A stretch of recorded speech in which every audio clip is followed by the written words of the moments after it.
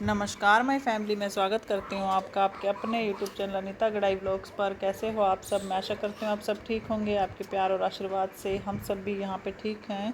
तो आज के ब्लॉग की स्टार्टिंग करती हूँ मैं। अभी टाइम हो रहा है सुबह के 4:15 हो रहे हैं और अभी उठी हूँ मैं। आज 10-15 मिनट लेट उठी हूँ क्योंकि एक्चुअली में क्या था कि आज ना हमारी रात के 12 बजे से गई लाइट ही नहीं आई और अभी तक भी नहीं आई। गर्मी इतनी हो रही थी, पंखे की हवा तो ऐसे लग रही थी माना कि हवा लग ही नहीं रही है, बिल्कुल गरम गरम हवा।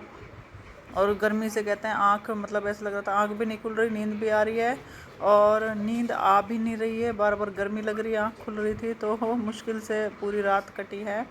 तो अभी अभी नहीं आई है लाइट। तो आज फिर मेरा ना जैसे थकान थकान सी हो रही है, नींद पूरी नहीं है। तो फिर आज मैंने कहा रोटी सब्ज़ी क्या ही बनाऊँ, तो यहाँ पे मैं बनाने लग गई हूँ। नमकीन चावल बना रही हूँ, फ्राइड राइस या नमकीन चावल, जिसमें आलू प्याज टमाटर वगैरह मैंने काट लिए हैं यहाँ पे। तो फटाफट यहाँ पे चढ़ाने में लगी हुई हूँ चावल। और एक्चुअली में मुझे मतलब मेरी बुआ है, उनको ना आपके आशीर्वाद और मतलब और आपकी दुआओं की बहुत ज़्यादा ज़रूरत है। एक्चुअली वो गिर गिर गई थी ना, तो जैसे उनका पैर फिसला तो उनका सर जाके टकराया कहीं दीवार में और उनके दिमाग की जो अंदर की कोई नस थोड़ी सी लीक हो गई। 10-15 दिन हो गए इस बात को। तो वो मतलब तब उनके सर में दर्द था, तो उन्हें ये लगता था कि कहीं गिर गई, मतलब गिरी हूँ, चोट लगी है तो इसलिए सर में दर्द है। तो वो मतलब जैसे नॉर्मल गोली डेली गोली वगैरह खा के अपना मतलब दर्द ठीक हो जाता था। तो उन्होंने इतना ध्यान नहीं दिया। अब 10-15 दिन हो गए तो अब जाके जब उनको ज़्यादा सर में दर्द, बिल्कुल बिल्कुल कहते हैं ना कि नीचे लेट के बेड पे, नीचे फर्श पे लेट के वो बिल्कुल चक्कर खा के गिर गई और इतना तेज़ सर में दर्द होने लगा कि पूछो मत।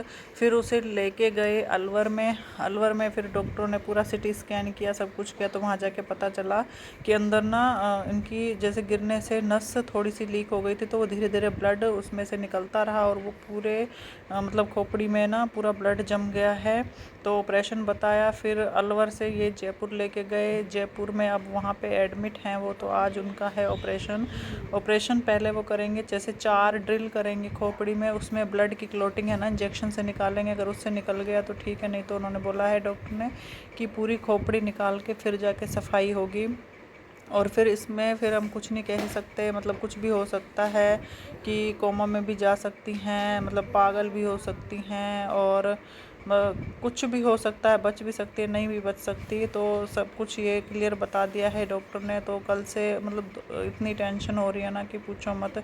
कुछ उस वजह से भी नींद नहीं पूरा, तो ना खाने का मन कर रहा है ना कुछ हो रहा है।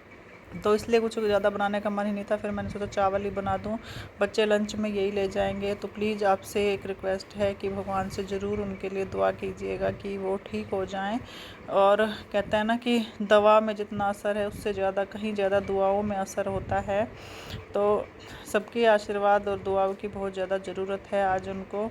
और मेरा मन भी आज कुछ भी करने का नहीं कर रहा है। तो यहाँ पे नाश्ते में फिर मैंने बना दिए हैं यहाँ पे थोड़े से ओट्स, क्योंकि सुबह सुबह चावल ना, ये जिम वगैरह जाते हैं और सुबह सुबह नाश्ते में चावल भी खाने का मन नहीं करता, बच्चे भी नहीं खाते हैं।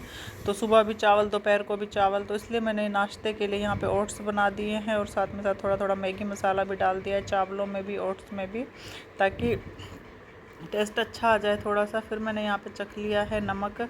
तो यहाँ पे अब मेरा ये किचन का काम तो लगभग कंप्लीट हो गया है और अब मुझे झाड़ू पोछा भी करना है। और सर में इतना दर्द हो रहा है ना कि पूछो मत, सर फट रहा है दर्द से। क्योंकि एक तो टेंशन, फिर रात को लाइट नहीं थी, नींद पूरी नहीं हुई।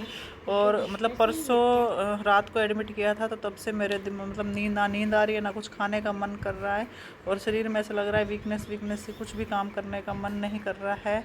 लेकिन क्या कर सकते हैं, बस भगवान से दुआ मांग सकते हैं। भगवान भोलेनाथ से मैं तो यही प्रार्थना करती हूँ भगवान जल्दी से ठीक हो जाए। तो चलिए पहले मैं अपना ये काम निपटा लेती हूँ। तो हेलो गाइस, मैं अभी आई हूँ स्कूल से। जस्ट अभी मैंने मतलब कपड़े भी चेंज नहीं किए हैं। तो आते ही पहले मैंने कॉल किया सीधा, मतलब जो वहाँ पे गए हुए हैं, जैसे मेरे पापा गए हुए हैं, चाचा गए हुए हैं, चाची गई हुई है, मतलब सब वहीं पहुँचे हुए हैं। तो उनसे पूछा, तो अभी फ़ोन पे बात हुई तो वो कह रहे हैं अभी 12:30 बजे लेके गए थे ऑपरेशन थिएटर में, अभी 3-4 घंटे लगेंगे, अभी वहीं है, मतलब 3-4 बजे के आसपास निकालेंगे, तब पता चलेगा फाइनल सिचुएशन क्या है क्या नहीं है। और आज पूरा दिन स्कूल में भी मतलब मन नहीं लग रहा था, मतलब काम तो करना ही है पढ़ाना तो पड़ेगा ही बच्चों को, मतलब जो काम करने गए हो आप वो तो करना ही है। लेकिन एक ना अजीब सी बेचैनी थी दिमाग में, मन नहीं लग रहा था, तो जो भी था तो इसलिए आते ही मैंने पहले फ़ोन किया है।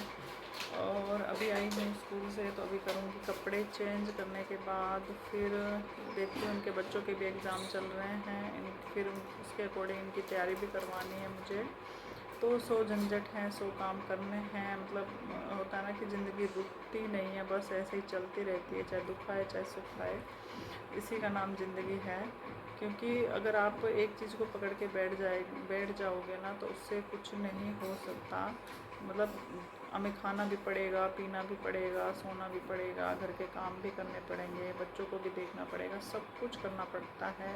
बस ये होता है कि दिमाग में ना टेंशन चलती रहती है कि क्या होगा क्या होगा, बस यही है। तो प्लीज़ आपसे रिक्वेस्ट है कि आप भगवान से प्रे कीजिएगा कि वो जल्दी से ठीक होके आ जाएं।